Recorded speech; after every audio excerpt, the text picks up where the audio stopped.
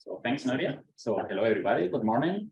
My name is Eduardo Alvarado. I'm a third-year PhD student at Ecole Polytechnique. And today I'm very happy to present our work, generating upper body motion for real-time character, making their way through dynamic environments. Long title, right? We are working on it.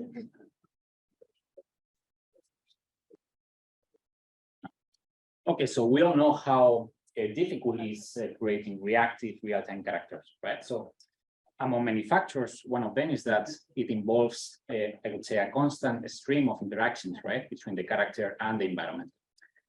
And this happens also regardless the nature of the surroundings, or also even especially depending on if you can find non-real obstacles, like in this case, vegetation. And although many games nowadays achieve very good quality in terms of graphics and animation, of course, as you can see here in these two examples, like for Horizon 2 or Red Dead Redemption 2. There is a rockstar guy here, so I need to take care of what I say right now. So.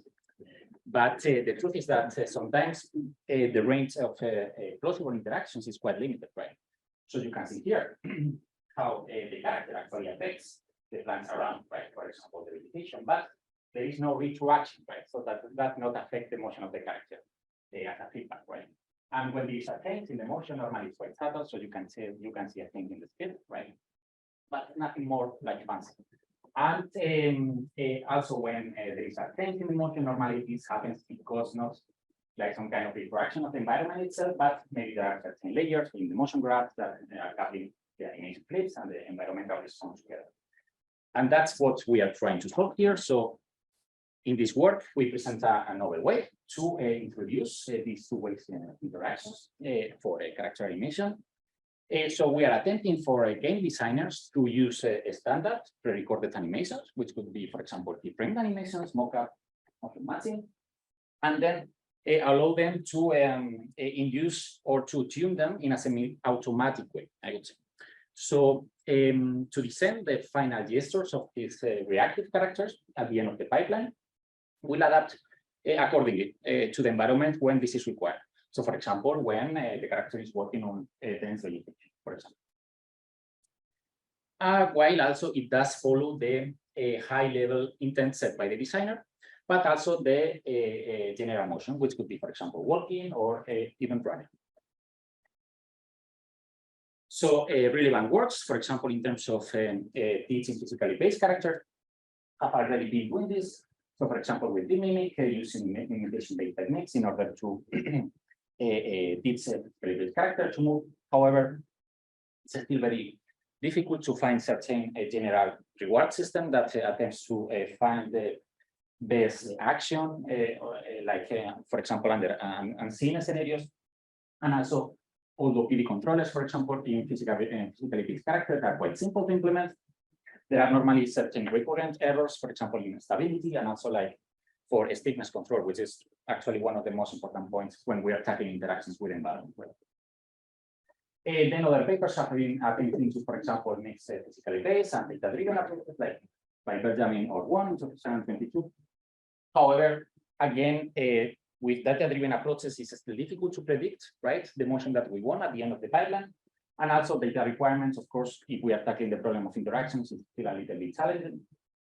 Other works attempting to give more flexibility in the game development pipeline have attempted to mix, for example, kinematics and physics for different body parts. Also by looking to the current state of the character and based on that to output the best kinematic clip. Or even also by adding space-time constraints to the kinematic animation in order to make it more plausible. And then still, this is not really widespread in dynamic environments, which is actually the most common in games. And many projects have been trying to, for example, use anticipation systems in order to make the character aware of the surroundings, or also by directly just creating the action and retroaction using procedural methods or physically based systems, like for characters working in fluids, also characters working in dense vegetation, or even characters that are working on deformable terrains that they deform the terrain, but also this deformation change the pose of the character itself. So in theory, responsive characters should not only react accordingly in complex environments, but also should anticipate the environment, right? And why is that? Because actually evaluating the environment is very important to anticipate the interaction. because then we can, for example, tune ourselves, like our muscular rigidity or our reaction time, in order to perform the interaction in a, let's say, more plausible way. So in order to provide animators with the tools to induce these two-way interactions, we propose the following animation framework that they will use in order to simplify the design of these two-way interactions. So the coding environment, as you will see later, will remain flexible and also very controllable. So by letting the user, for example, decide which limbs are going to interact with the environment, also to extend it to new high-level set of behaviors that they want to change in the motion of the character, or even also to choose the type of metadata that they want to use in order to adapt the motion. And in our first prototype solution, we will solve this for the specific scenario of generating arm interactions when the character is trying to protect itself, right? And more specifically, in terms of natural scenarios, which in the end, they actually provide with a great example in terms of interactions, as there are like a high diversity of elements that the user can interact with.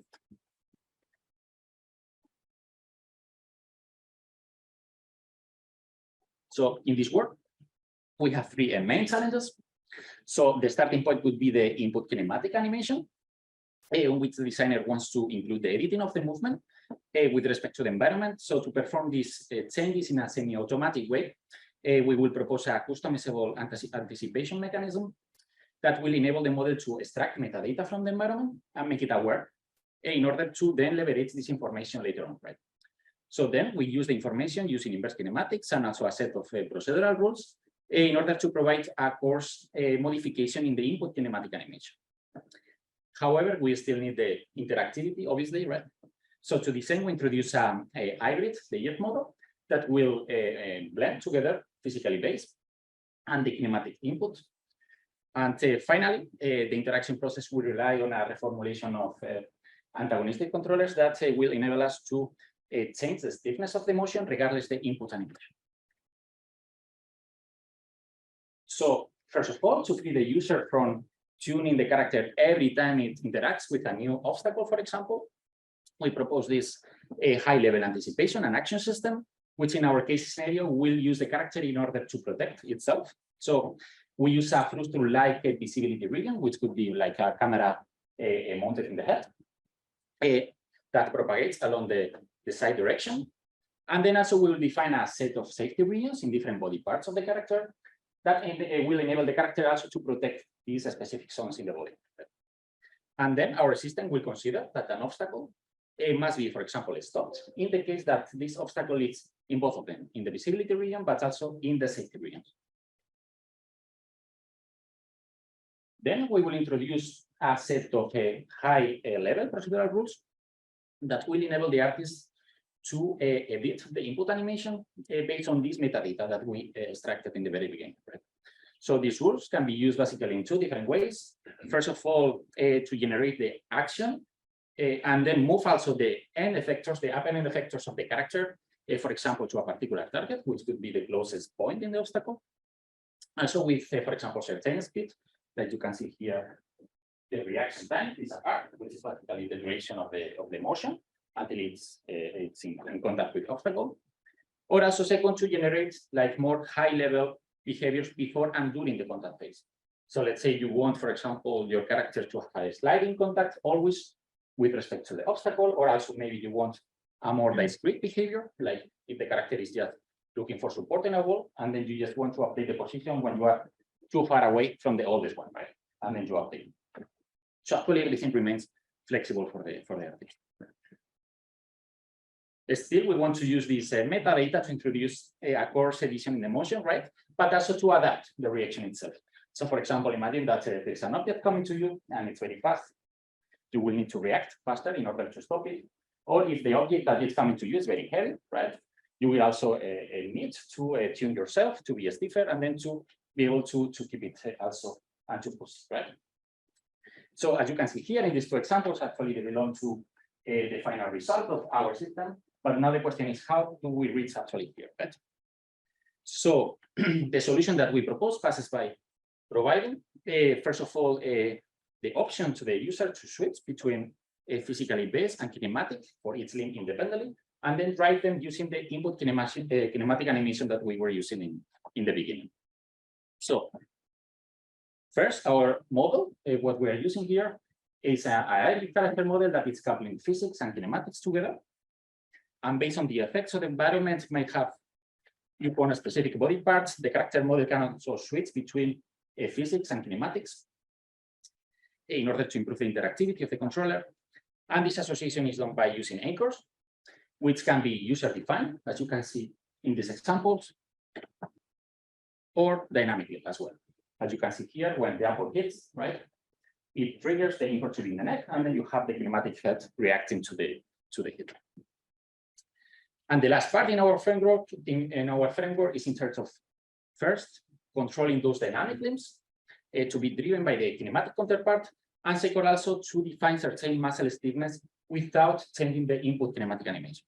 So normally physically based characters, they use PD controllers, which are pretty common, right? But the problem of that is that due to external forces, you will have always a difference between the set point and also the current orientation, even in a steady state.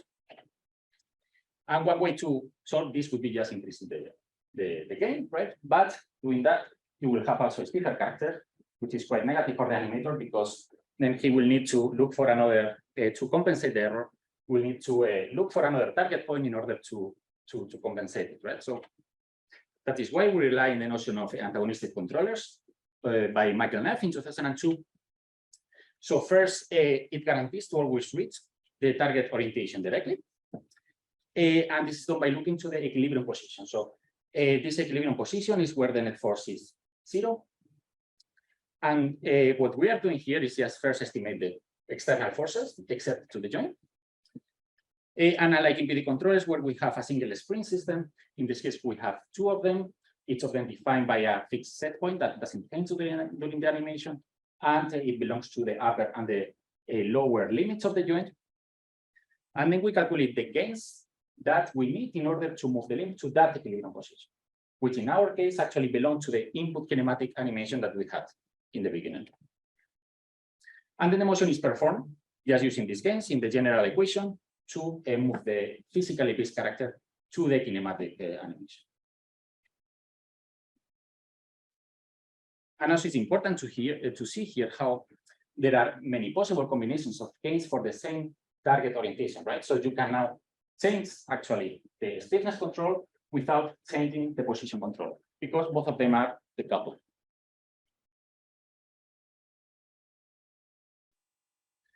An important consideration as well of antagonistic controllers is that they have a very good insight in terms of, for example, defining the set orientation and also the target orientation. Oh, that was not the slide, sorry.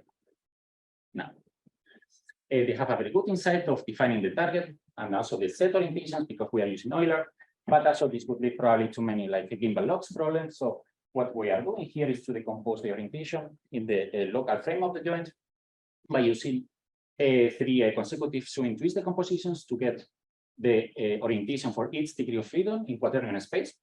And then when readability becomes important, we just change to axis angle representation in order to have the angle respective to each degree of freedom, such that actually we keep it straightforward when the animator wants to define the target orientation. So our framework has been built in C# for Unity.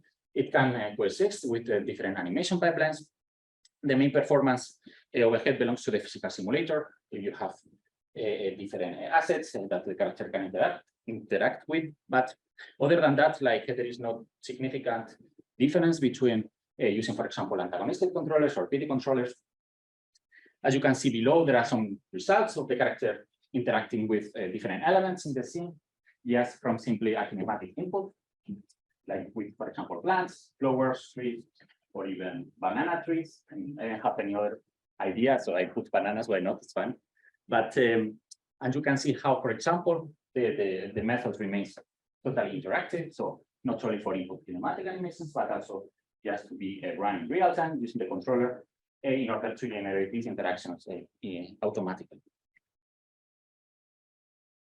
So we saw here also some results of the character interacting. Oh, the video are not that good, right? No, So you can see the character interacting without and with the adaptation. So for example, when the character sees the object around, he is able to adapt the stiffness based on the weights of the character, or also adapt the reaction time based on the velocity of the objects around. And this leads to different effects when actually he's seeing or when he's not seeing the environment. But you can see here, for example, it opens the door in an optimal way, being stiffer, but in this case, actually collapse and it fails.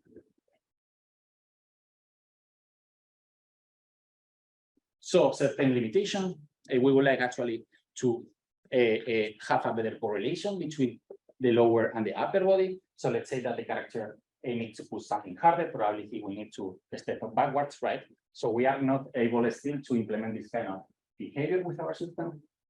Also, like certain priority queue. I think yesterday we were talking about saliency in the objects, right? In order to see which object would be the most important one. In this case, we are now tackling only the closest obstacle to the character. It would be very nice to have, for example, different parameters like appearance, like other ones. So to conclude, in this work, we introduce a framework to generate real-time two-way interactions from input kinematic animations. This would allow animators to generate responsive skeletons from single animation clips by controlling physics, inverse kinematics, and also procedural rules. And by default, these internal factors that can be adapted are related to the safety regions, the reaction time, and also the stiffness of the character, but it could be extended by the animator by using other parameters.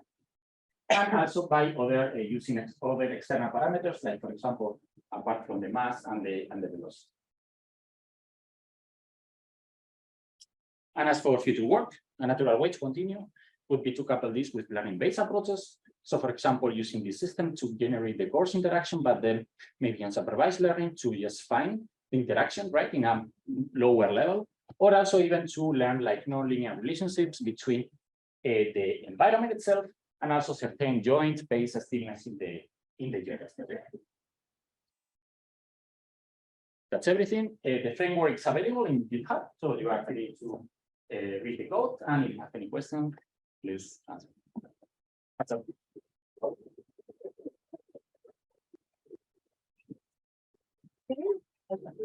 We have time for a couple of quick questions, Oscar. Actually, while Oscar gets the microphone, a quick one. Have you considered incorporating planning in the process? So for example, when you have a big heavy branch in front of the character, maybe decide to duck under instead of pushing it? That's a very good question, because right now the framework only is able to perform one kind of behavior, which would be to protect itself. But you could decide based on the obstacle that you have, which type of action you want for it. So for example, imagine that you find a balloon, right? Maybe you want to push it, but if there is a rock, maybe you just want to avoid it, right? Because it's very risky. Yes, of course. I mean, that would be probably very well implementable in this framework and very useful, based, for example, on the semantics of the objects and so on. So it's like it would remain open to open these kind of behaviors, and then maybe just to not have only local interactions, but also path planning behaviors. That would be a very nice idea. Yeah. Okay. Oscar. Great presentation, great. So I really like the result. They do very close to being applicable to an actual game. It's awesome. Pretty good. But I really like the anticipation result, how it actually adds before actually collecting something. I wonder, if around and say, what would happen if an obstacle appears before? If there is any discontinuity, what's going to be the prediction time that you have to use for the anticipation phase to react nicely or something? And what would happen if you cannot react? Great question. Exactly. So, for example, in the case of an object suddenly appearing, right, in the safety region. So in this case, the framework is adapted such that you can adapt the reaction based on the velocity of the object. So actually, if you have, let's say, a certain safety region around a certain body part, right, like, for example, the shoulder, and then the length of this sphere, okay, which is the safety region, it's like the length of the arm, right? And there is an object appearing from the right, let's say, the high velocity of the object will make the character to react faster in order to stop it, right? But Now, let's say that the object, for example, is appearing from behind, right? Maybe it does not actually hit the safety region, and then the character won't be able actually to stop. Yeah, that would be an example. Right? But it depends on the parameterization that the user is using in this case, right? So if it's actually good enough, then probably the character will be able to stop it, right? That's actually how you like define, in this case, the character. You can make the character very fast reacting, right? Or you can make him very lazy, such that actually it's like, you know, like walking the street without paying attention to anything, and then probably all the objects will be hit, like with the character. So that fully remains a part of the parameterization. Welcome. Hi, thanks for the nice presentation. That's really compelling results that you have as well. I had a question about the forward velocity of the character. It seems like it's moving forward with like a constant velocity. But as a human, like if I was going to do the same motion, I would slow down because I would be right. Exactly. Yes. And some of these obstacles, so I wonder if you could incorporate this as part of your framework. If this is possible. That would be amazing. And actually, we try to do that. So in this case, we are using just a very simple motion graph with walking and running, right? Such that it actually is interactive for the user. But we were thinking about maybe creating a more complex system, for example, using motion matching, and then based on data from the environment to output different types of animation based on that, right? So that's what I thought in the limitations. We wanted to work more in the coupling, for example, between the upper and the lower body, such that if you face, for example, something very dangerous, you always will go much slower, or even just stop, or maybe a step back, something like that. So this is something that is a potential idea for the project, and we will love it actually to implement it. In fact. Just a second quick question. Sure. Did you compare the heat controller framework that you're using here with the stable heat control method? I see it's quite popular now. Comparison in terms of exactly. To see how well it works compared to the stable heat control controllers. Well, the problem of the PD controller is that normally, if you want to directly set the torque that drives the joint to the target animation, sometimes you will have a very well, sometimes large, sometimes small, but a difference between the final orientation and the target orientation that you want, right? Yes. So, sorry, I'm talking with the stable heat controllers. Sure. oh, we didn't have actually the comparison with that one. We did the comparison with PD controllers, normal PD controllers, and antagonistic controllers. Okay, it might be worthwhile comparing. Okay. Yeah. To what you're doing. Yeah, good idea.